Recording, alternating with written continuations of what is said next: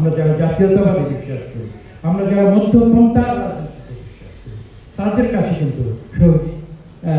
কাছে কিন্তু আমরা সাইফুর রহমানের এই যে বক্তব্য তিনি দিয়েছিলেন, সেই বক্তব্য কিন্তু আমাদের রাজনীতিতে অনেক কিছু শিক্ষা দিয়েছে এবং আমরা সেই কারণেই কিন্তু আমরা মধ্যপন্থার রাজনীতি করি।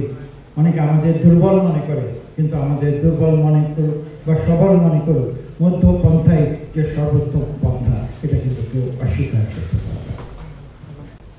আপনারা দেখেছেন পরবর্তীতে বিগত 15 বছরে কি হয়েছে।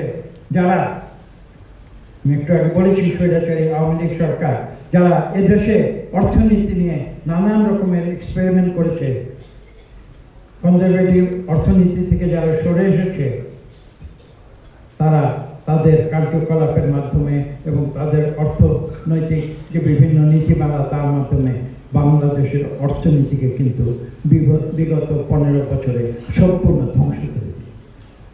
আপনারা জানেন এদের থেকে কীভাবে তারা অর্থ লোপাট করেছে, হাজার হাজার নয় লক্ষ হাজার কোটি দেশ থেকে পাচার করেছে। তারা উদারীকরণের নামে এই দেশের অর্থনীতির মেরুদণ্ডকে সম্পূর্ণ ভেঙে দিয়েছে।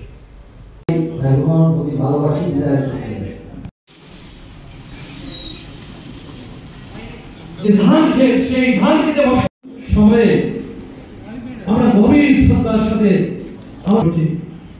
আমরা মঈন খান সাহেব সহ উপস্থিত প্রাজ্ঞজন, বিজ্ঞজন, আমাদের প্রিয় নেতা আরেক সহকর্মী বলতে পারি, অত্যন্ত স্নেহধন্য জনাব আরিফুল হক, কৃষক শ্রমিকের মেহনতি মানুষ কিভাবে যে বিশৃঙ্খল অবস্থার সৃষ্টি হয়েছিল, শুধুমাত্র সেই কারণে অর্থ